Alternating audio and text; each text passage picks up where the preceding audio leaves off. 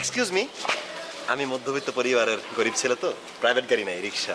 কে আপনি কে? আমি কে মানে এই যে দাঁড়াও না, কি রিক্সায় যাবো তো ঘুরতে, চলো না আমার সাথে। কেন আমি আপনার সাথে কি করব?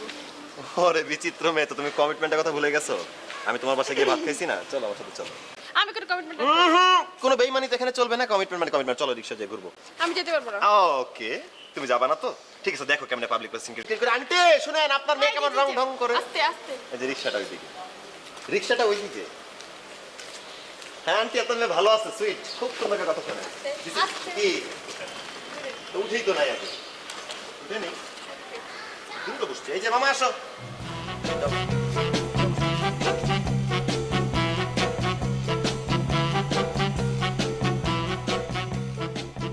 আচ্ছা, তোমার বাসায় খাবার দাবারে কে রান্না করে? তুমি রান্না করো তাই না? কি বাজে বিতিস না, জিহ্বাটাই পচে যায় খাওয়ার পরে, টেস্ট কি বাজে। আমার আম্মু রান্না করে। অসাধারণ খাবার, অস্থির টেস্ট, একবার খেলে বারবার খেতে ইচ্ছা করে, জিভে জল চলে আসে। তোমার বাসায় কি আমাকে আরেকবার দাওয়াত দেওয়া যাবে? আন্টির হাতে রান্না আরেকবার খেতে চাই। ফাজলামি করেন না। আমি কখন নামবো? হ্যাঁ মাত্র তো শুরু করলাম, নামানামির কি আছে? আশ্চর্য কথা, এরকম করে কেন? তো তার তড়িঘড়ি করে কি গেছে? হ্যালো পলাশ, এ তোর বাসাটা কি ফাঁকা আছে রে? মানে কি, আমি কি আপনার সাথে কারো বাসায় যাবো নাকি? আরে আশ্চর্য, বাসায় কখন যাবো বলছি? আমি কিন্তু যেতে পারবো না। পলাশ শোন, এই যে এলাকায় চোর ডাকাত বাড়ছে তো, বাসাটা ভরাট রাখিস, খোলা রাখার দরকার নাই, দরজাটা লক রাখিস। আর হ্যাঁ হ্যাঁ, একটু একটু খোঁজ খবর রাখিস। হ্যাঁ ঠিক আছে, বাই।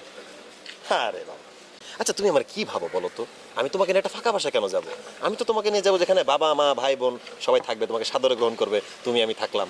ও ফাল্লা, আমাকে আর কতক্ষণ এরকম বিরক্তকর মানুষটাকে সহ্য করতে হবে বলবেন একটু?